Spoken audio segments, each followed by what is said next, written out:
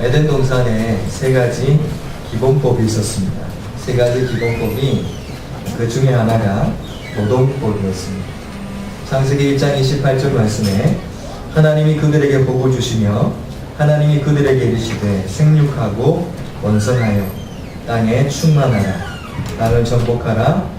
바다의 물고기와 하늘의 새와 땅에 움직이는 모든 생물을 다스리라 하시니라. 노동하라는 이야기입니다. 에덴 동산을 만들어 놓으시고 그냥 가만히 두신 것이 아니고 그 에덴 동산에서 이렇게 일하며 살아라 라고 말씀하신 것이죠. 그래서 성도는 놀고 먹는 사람들이 아닙니다. 하나님 앞에서 실업자는 없습니다. 우리 성도들은 다 실직한 사람이 아니고 다 실업가들이십니다. 실업자가 아니고 실업가들이십니다. 그래서 여러분들이 그렇게 사시길 바랍니다. 하나님께서 맡기신 그 모든 일들을 감당하는 하나님의 사람들이다. 이렇게 생각하시면 되겠습니다. 또 안식법이 주어졌습니다. 안식하라 라는 말씀이죠. 창세기 2장 3절 말씀을 보면 하나님이 그 일곱째 날을 복되게 하사 거룩하게 하셨으니 이는 하나님이 그 창조하시며 만드시던 모든 일을 마치시고 그날에 안식하셨습니다. 하나님께서 안식하셨습니다. 안식하라 라고 말씀하셨습니다. 하나님께서 안식하시면서 우리에게 안식하라라고 하신 날이 바로 안식일이죠. 그 다음에 또 하나가 결혼법입니다. 혼인법이죠. 창세기 2장 24절 말씀입니다. 이러므로 남자가 부모를 떠나 그 아내와 합하여 둘이 한 몸을 이룰지라. 결혼하는 것은 하나님께서 정하신 법입니다. 여러분 결혼하셔야 됩니다. 결혼하신 분들은 또 아멘 하시면 안 되죠. 네. 다른 사람들 대신 아멘 해주는 것도 있지만 결혼 안 하신 분들은 결혼하셔야 됩니다. 손주들, 자녀들 꼭 결혼시키셔야 됩니다. 남자가 그 부모를 떠나서 아내와 연합하는 것입니다. 분명히 남자는 여자와 결혼해야 되고 그리고 여자는 남자와 결혼해야 됩니다. 수많이 아셨죠? 네. 여자는 결혼하셔야 됩니다. 네. 어떤 내용들을 보니까요 이렇게 물어보는데요. 초면에 당신은 그만해야 되겠다. 너무 또 이렇게 안 되겠어요. 하나님의 법칙에서 벗어난 것들이 요즘 세상에 너무 많아서 우리는 주의 말씀의 법을 따라 살아가는 사람들이 되어야 됩니다. 오늘 말씀 속에는 안식법이죠. 하나님께서 안식일을 기억하여 거룩하게 지키라. 9절 말씀도 보실까요? 여세 동안은 힘써 내 모든 일을 행할 것이나 7일째 날은 내 하나님 여호와의 안식일인즉 너나 내 아들이나 내 딸이나 내 남종이나 내 여종이나 내 가축이나 내 문 안에 머무는 객이라도 아무 일도 하지 말아라. 이는 여세 동안에 나 여호와가 하늘과 땅과 바다와 그 가운데 모든 것을 만들고 일곱째 날에 쉬었습니다. 그러므로 나 여호와가 안식일을 복되게 하여 그날을 거룩하게 하였느니라. 10계명 중에서 다들 짤막짤막한데 이 안식일에 대한 것은 이렇게 길게 기록을 해 놓았습니다. 그리고 방법도 구체적으로 잘 설명해 주고 계십니다. 이 안식일의 법은 하나님께서 제정하시기도 하고 제정하신 것이기도 하고 하나님께서 직접 지키신 것도 됩니다. 하나님께서 그날을 만드시고 나서 그날에 쉬셨다라고 말씀하셨습니다. 그리고 이 날을 만드신 것은 그 날을 복되게 하셨다 말씀하고 있습니다. 일주일 동안 일주일 월화수목금토 이렇게 쭉 있는데 하나님께서 이 안식일을 복된 날로 정해 놓으셨어요. 그리고 이 날은 주의 날이다 이렇게도 말씀을 하셨습니다. 자, 그리고 복된 날이면서 거룩한 날입니다. 이 날을 거룩하게 지키라. 그러니까 우리가 주일날 주일에 대한 설명도 뒤에 하겠습니다. 주일날 우리가 예배자의 자리로 나오는데 예배 한 번 드리고 그 다음 땡 이게 아닙니다. 하나님께서 그 날을 거룩하게 하셨습니다. 그래서 그날 전체를 하나님 앞에 드리는 것입니다. 물질에 대해서는 10분의 1을 하나님께서 내 것이다 말씀하셨지만 날에 대해서는 7분의 1을 내 것이다 말씀하셨어요. 그러니까 시간에 대한 것, 날에 대한 것 하나님께서 그 날을 거룩하게 구별하시면서 그 날을 소중히 간수하고 계시는 것입니다. 그러면 하나님께서 주신 그 날에 대해서 우리가 신실하게 살아가야 되는데, 특별히 거룩한 날, 그 날로 만들었기 때문에 우리의 삶 또한 거룩한 그 일들을 행하며 살아가야 되는 것입니다. 그것은 꼭 예배뿐만이 아닙니다.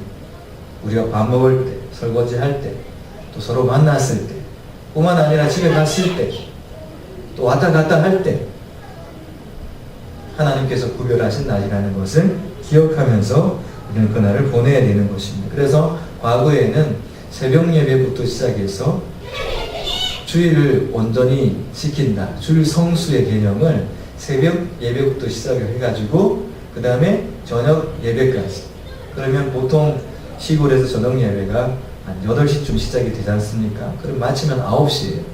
그러면은 아침 새벽부터 시작해갖고 저녁까지 돌아가게 되면 집에 가면 한 10시쯤 되지 않습니까?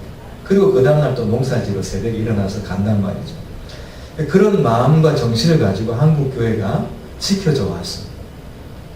제가 어떤 분에게 그날 그 이야기 들었습니다. 한국교회는 정말 너무 멋진 걸 갖고 있다. 주일 성수에 대한 개념을 분명히 갖고 있다. 하지만 이거는 놓치지 말아라 하면서 한 이야기가 뭐냐면 다른 날들에 대해서도 소중히 여겨야 된다.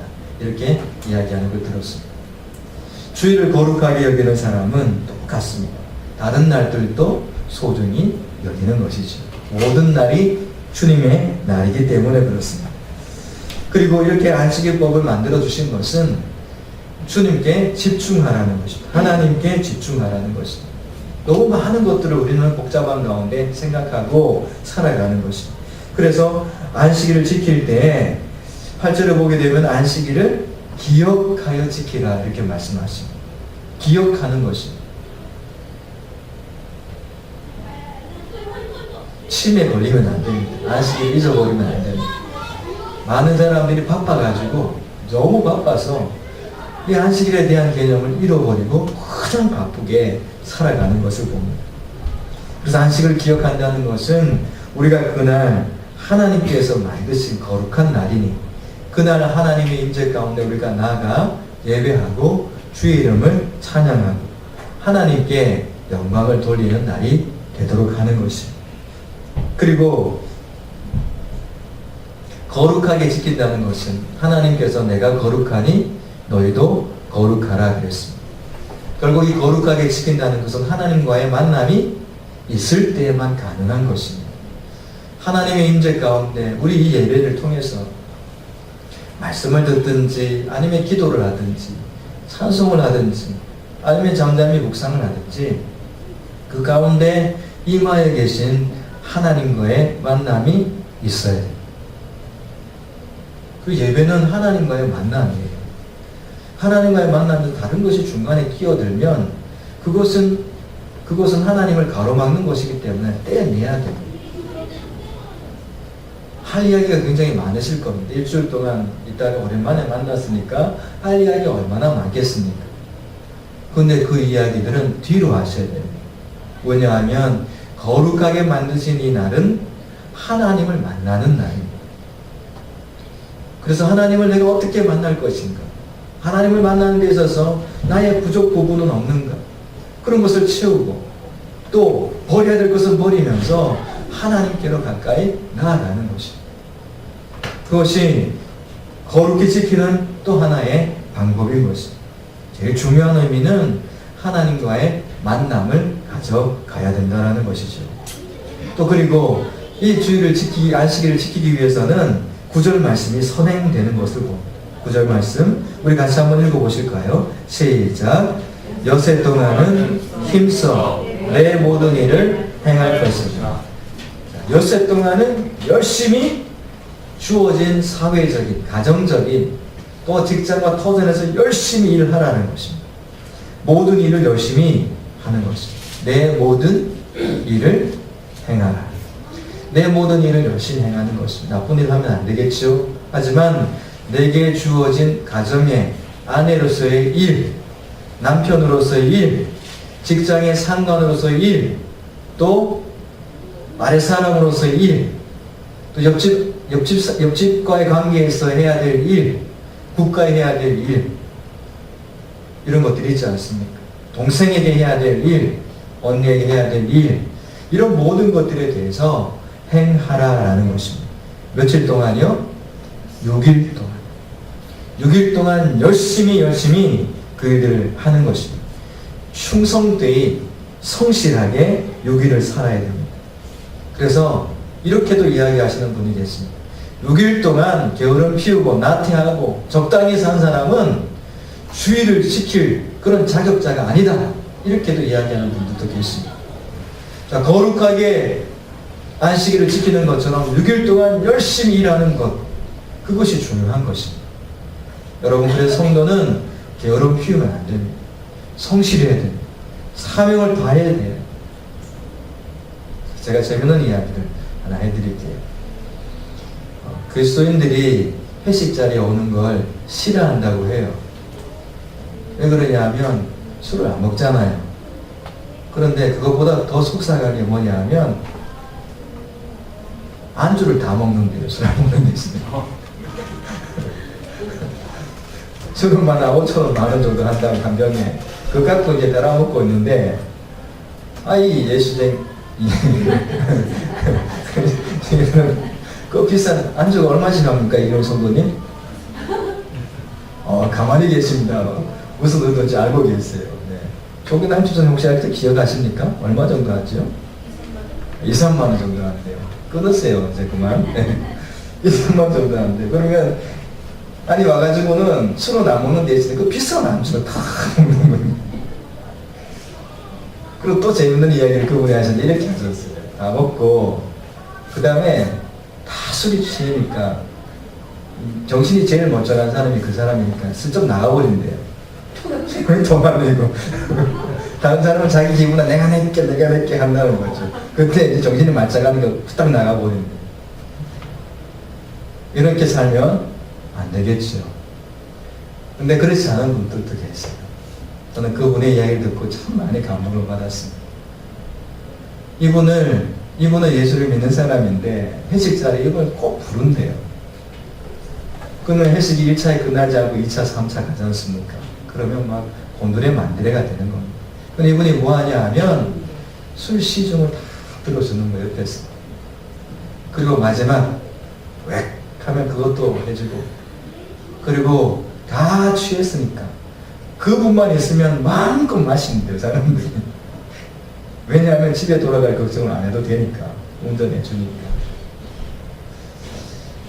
양보가 없고 나눔이 없고 그런 삶을 사는데, 이분은 그것을 그렇게 살아가면서 그리스도인의 삶의 흔적을 남기고 있더라고요.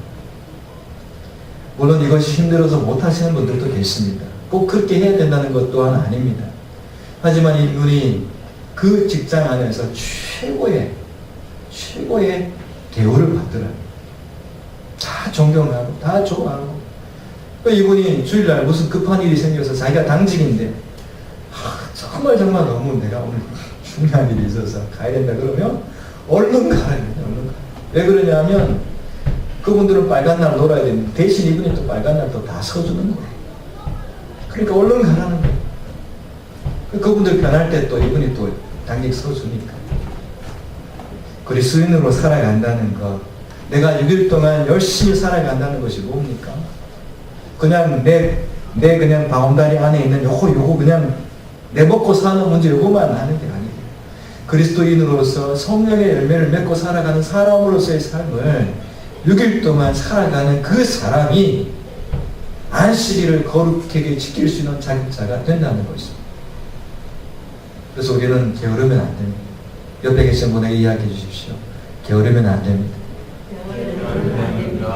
네, 게으르면 안 됩니다. 게으름은 자기의 욕심을 위해서 열심히 살아가는 것, 그 모든 것들이 게으름입니다. 우리는 게으르면 안 되는 것입니다. 하나님의 나라를 위해서 그렇게 살아가야 되는 사람이지요. 그리고 안식일에는 아무것도 하지 말라, 그렇게 10절 하반절에 말씀하셨습니다. 아무것도 하지 말아라. 사람들은 일을 한참 하는 사람은요, 일을 하지 마세요 그러면 못 견뎌요, 못 견뎌요. 아무것도 하지 말아라 라는 것은 하지 않는 것입니다. 우리는 일을 하는 만큼 하지 않는 것도 일이라는 것을 알아야 됩니다. 차를 만들 때 가속 페달도 있지만 뭐도 있습니까? 네, 브레이크도 있습니다. 아니 달리도 빨리 가고 달리도록 만들어 놓은 차에 브레이크를 왜 만들어 놨겠습니까? 멈춰야 될 때도 있기 때문에 그렇습니다. 여러분, 멈춰 놨는 그 차가 자기가 알아서 막 달리면 어떻게 되겠습니까? 주차장에 주차를 시켜 놨는데, 자 이제 시동 끄고 멈춰라 하고 이제 주인이 딱 내렸는데 그 차가 움직여 버리면 어떻게 됩니까? 난리가 납니다. 이 안식일의 중요한 의미는 쉬는 것도 너무나 중요한 일인 것입니다. 어떻게 보면 아무것도 하지 않는 것이잖아요. 그런데 아무것도 하지 않는 그 일이 너무나 소중한 일이 되어 있다는 것입니다. 이 개념을 우리가 가져야 됩니다. 그럼 맨날 먹고 놀자, 그게 아닙니다. 6일 동안 열심히 일하고 주일날은 하나님의 거룩하심 속에 내가 나아가도록 주님을 만날 만한 자격자가 되는 내 본성과 성품을 만들어가는 것입니다. 자, 아무것도 하지 말아야 되는 범위에 대해서도 말씀하십니다. 10절을 보게 되면 일곱째 날은 내 하나님 여호와의 안식일인즉 너나 내 아들이나 내 딸이나 내 남종이나 내 여종이나 내 가축이나 내 문 안에 머무는 객이라도 아무 일도 하지 말아라. 하나님을 경배하고 예배하고 거룩하게 그날을 지키는 것, 그것을 위해서 모두 동원되지만 그 외의 모든 것은 스탑한다는 것입니다. 여러분, 이런 마음을 가져요. 손님이 왔습니다. 그럼 뭐 해야 됩니까? 손님으로 오신 그분들이 알아야 됩니다. 아, 이 집은 예수 믿는 집안인데 이 집에 가면 주일날 뭐 해야 된다? 예배 드려야 됩니다. 우리는 구별된 자로 부름을 받았습니다. 우리는 그렇게 살아가도록 이렇게 하나님께서 십계명 속에 말씀해 주고 있습니다. 이 눈치 저 눈치 보다가 하나님을 나중에 잃어버리게 되고 정말 하나님께서 기뻐하시는 이 명령들을 놓쳐버리게 되는 것입니다. 기억하십시오. 쉬는 것도 중요한 일입니다. 자, 그러면 안식일이 주일로 바뀌었습니다. 누가 바꿨습니까? 안식일이 주일로 바뀌었어요. 주일에 누가 바꿨냐 하면 예수님께서 바꾸셨습니다. 마태복음 2장 28절을 보게 되면 또 이르시되 안식일이 사람을 위하여 있는 것이요 사람이 안식일을 위하여 있는 것이 아니니 이러므로 인자는 안식일의 주인이라. 하나님께서 이제 이 땅에 오셔서 살아가시잖아요. 예수님이 살아가십니다. 안식일에도 나는 주인이다. 주님께서 그 모든 것들을 만들어 가시는 것입니다. 또 어떻게 바뀌어졌느냐 하면 예수님께서 부활하시고 살아나신 사건이 언제 있는 것입니까? 주일에 있는 것입니다. 주일에. 부활하신 날은 언제인가요? 주일에 예수님께서 부활하셨습니다. 마태복음 28장에는 안식일이 다 지나고 안식 후 첫날이 되려는 새벽에 막달라 마리아와 다른 마리아가 무덤을 가려고 보니 이렇게 말씀하시면서 안식 후 첫날에 대한 이야기가 나옵니다. 이 안식 후 첫날은 언제입니까? 주일을 말하고 있습니다. 그래서 바울 사도 같은 경우는 이 주일에 어떤 이야기를 했냐면 고린도전서 16장 2절 말씀에 매주 첫날에 너희 각 사람이 수일에 따라 모아두어서 내가 갈 때 연보를 하지 않게 하라. 그러니까 주일날 연보하는 겁니다. 몰세 예배드리고 연보를 모았다가 바울 사도가 이제 선교 사역을 하는데 그것을 선교의 비용으로 같이 동력을 하는 것입니다. 이렇게 해서 안식일이 주일에 대한 것을, 그러니까 안식일이 창조에 대한 기념, 지난주에 말씀드렸던 것처럼 주일은 창조주 하나님의 부활의 기념, 이렇게 생각하시면 되겠습니다. 그런 마음으로 이 주일을 우리가 함께 지키면서 정말 주일에 어떤 예배 드리는 시간에 빠지면 안 된다 이런 율법적인 생각이 아니라 그 주일의 정신인 하나님을 만나 하나님 안에서 연합되는 거룩함으로 우리 자신을 세워가는 그런 주일이 되어야 될 것입니다. 옆에 계신 분 한번 이렇게 고백해 이야기해 주시기 바랍니다. 이제 주일 잘 지킵시다. 주일 잘 지킵시다. 네, 10분만 더 말씀을 나누도록 하겠습니다. 오전에 이어서 성령의 열매에 대한 것들을 말씀을 좀 나누도록 하겠습니다. 사랑과 희락과 화평과 자비와 양선, 오래 참은 충성, 절제 이런 것들이 쭉 주어지게 되는데 관계에 대한 것, 화평에 대한 것 오전에 좀 나눈 것 같습니다. 여러분, 화평은 하나님과 화평하셔야 되고, 그리고 이웃과 화목을 이루어야 됩니다. 그리고 자기 자신과 화목해야 됩니다. 자기 자신과 화목하지 못하면 다른 사람을 절대 화목하게 할 수 없습니다. 하나님께서 예수님이 이 땅에 보내시면서 화목의 제물이 되게 하셨습니다. 그 예수님이 계신 곳에는 다 화목이 이루어졌습니다. 화평이 이루어졌습니다. 그러면 우리가 두세 사람으로 예수님께서 내 이름으로 모인 그곳에 내가 그들 중에 있다라고 하시는 것은 결국 두 사람이 모이든 세 사람이 모이든 그곳에는 화목이 이루어진다라는 이야기입니다.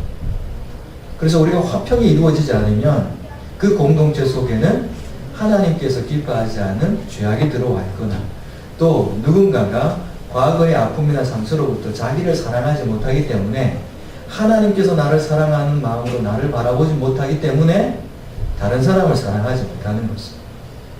그래서 갈등과 분쟁과 문제가 생겨나게 되는 것이죠. 그래서 죄의 문제를 풀므로 해서 하나님과의 관계를 회복하고 이웃과의 관계에서는 내 이웃을 내 몸같이 사랑하라는 말씀을 우리는 적용해야 됩니다. 그리고 우리가 화목 제물이 되어서 예수님의 정신과 마음을 가지고 불화가 있는 곳에 들어가 화목 제물이 되고 예물을 드리면서도 그것이 형제와 거리낌이 있는 것이 있다면 그 예물을 두고 그리고 가서 화목하고 와서 그 예물을 드려라.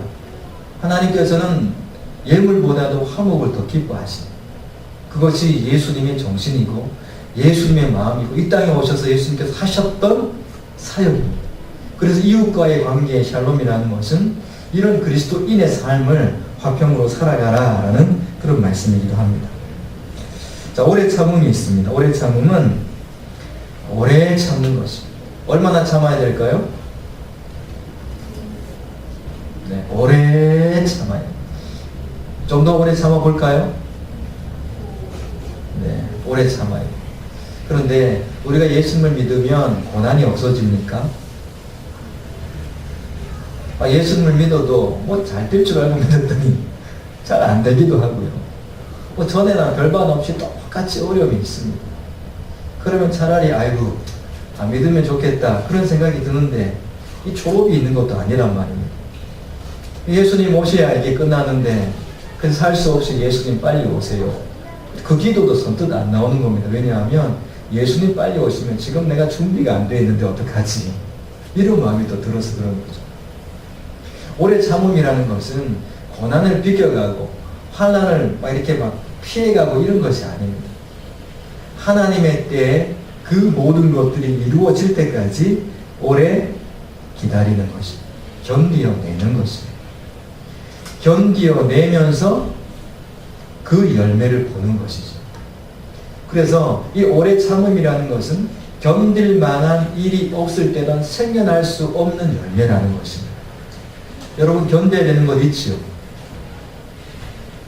정집사님은 뭐 견뎌야 돼요? 저희 집에 가면 아무도 없죠? 네, 저희 집에 가면 바가지를 견뎌야 됩니다. 소문 내지 마십시오. 여러분은 뭘 견뎌야 됩니까? 제가 바가지 견뎌야 된다 그러니까 다들 흡족한 표정으로 저를 쳐다보는 것 같습니다. 사람마다 견뎌야 되는 것이 있습니다. 신앙생활 하면서 직분이 주어지게 되면 그거 오래 참아야 되거든요. 그러면서 만들어지는 열매가 오래 참음의 열매라는 것입니다. 오래 참음일수록 뭐가 생기느냐 하면 하나님에 대한 기대가 생겨나게 되는 것입니다. 예수님을 믿으면 고난이 없어지는 것이 아닙니다. 고난은 그대로 있습니다. 하지만 고난을 극복할 때가 오게 되는데 그때까지 견디어내는 것입니다. 여러분 오래 오래 참음의 열매도 꼭 맺으시기 바랍니다. 네. 맺어야 돼요.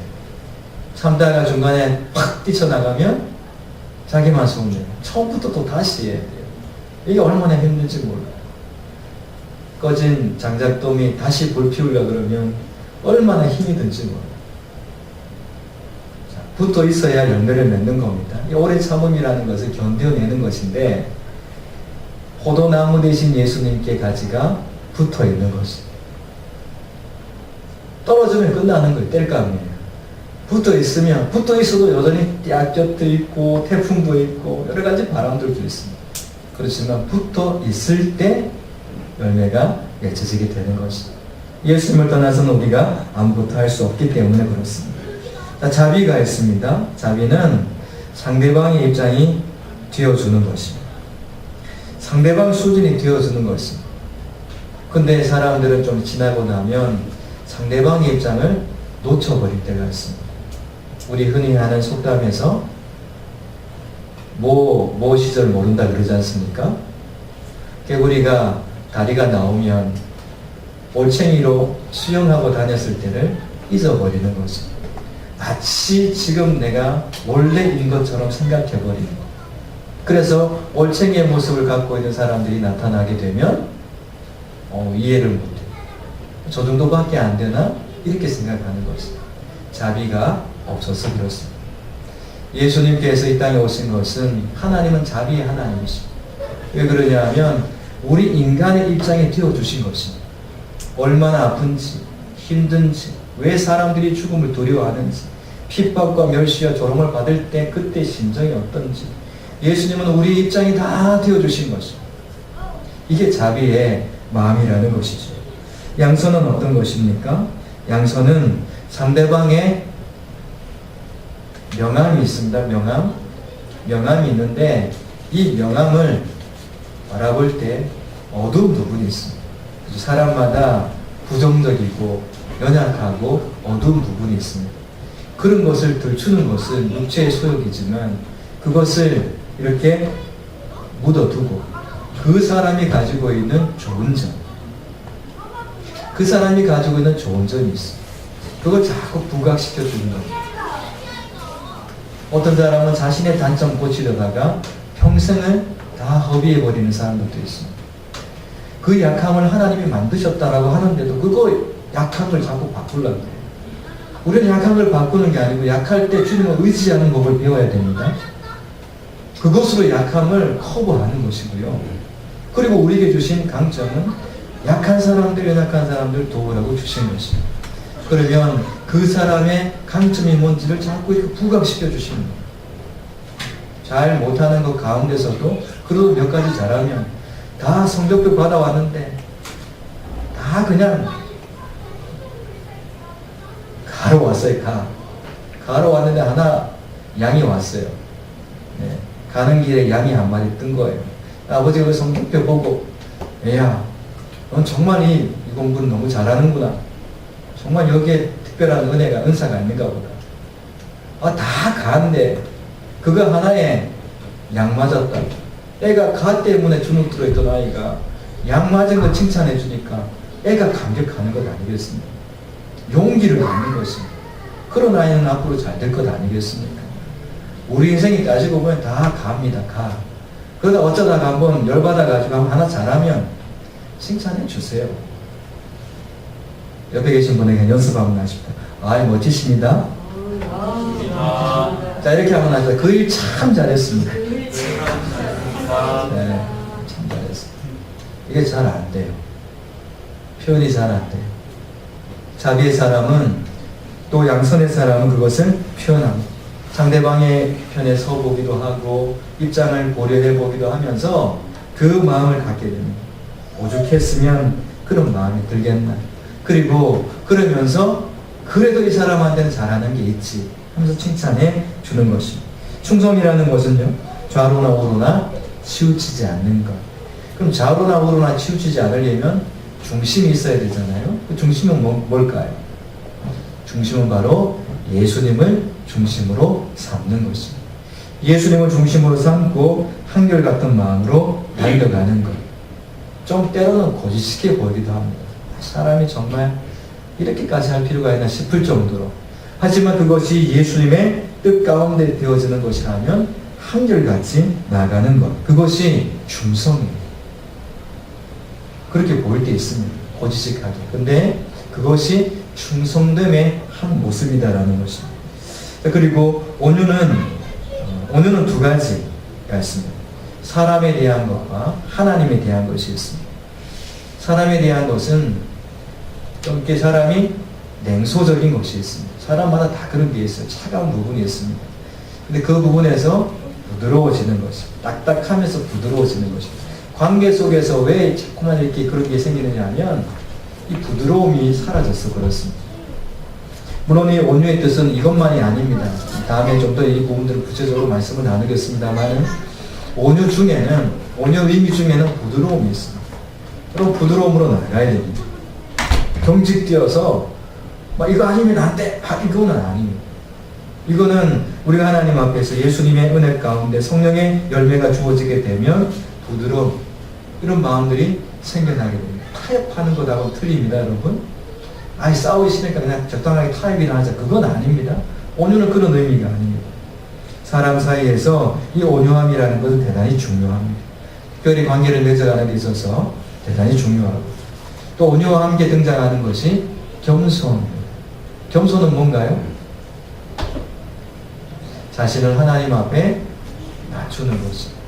성도 여러분, 하나님 앞에서는 뭐라고 하든지 간에 주님께서 뭐라고 말씀하시든지 간에 낮추시기 바랍니다. 그리고 마지막에 뭐냐 하면 절제라는 것입니다. 절제는 아까도 말씀드렸지만 어떻게 보면 맨 마지막에 이루어지는 것일 수도 있습니다. 절제라는 것은 너무너무 소중한 것입니다. 이 성령의 9가지 열매 중에 마지막 이 절제인데 예수님 안에서 되어지는 그 모든 것들이 바울 사도 같은 경우에는 만약에 내가 먹는 것으로 형제를 실족해 한다면 나는 그 음식 안 먹겠다라고까지도 이야기했습니다. 내가 하는 행동이 만약에 누군가에게 걸림이 된다면 나는 그거 안 하겠다라는 것입니다. 계속 누군가가 상처를 받고 아파하고 있는데 계속 나는 내 뜻대로 한번 해보겠다. 그러면 그 사람에게는 필요한 것이 절제가 필요한 것입니다. 절제. 좀 이렇게 나아가면서 잠깐 멈추는 것도 필요하다는 것이죠. 사람의 영성, 그 믿음의 사람들의 영성이라는 것은 얼마나 잘 절제하는가 거기에 달려있는 것입니다. 저 말씀을 마무리하도록 하겠습니다. 안식일을 기억해서 거룩히 지키라 말씀하신 것.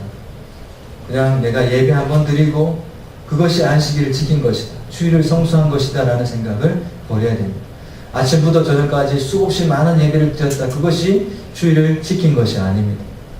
그 주일의 주인 대신 하나님과의 만남을 통해서 내가 거룩함을 이루어가는 것입니다. 그 거룩함이 결국 예수님의 인격인데 그 예수님의 인격을 통해서 성령의 열매를 이렇게 맺어가는 삶이 되는 것. 그것이 우리 성도들에게 주어진 사명이고 특권이라는 것입니다. 이번 주간도 그렇게 살아가시기를 주님의 이름으로 축복합니다.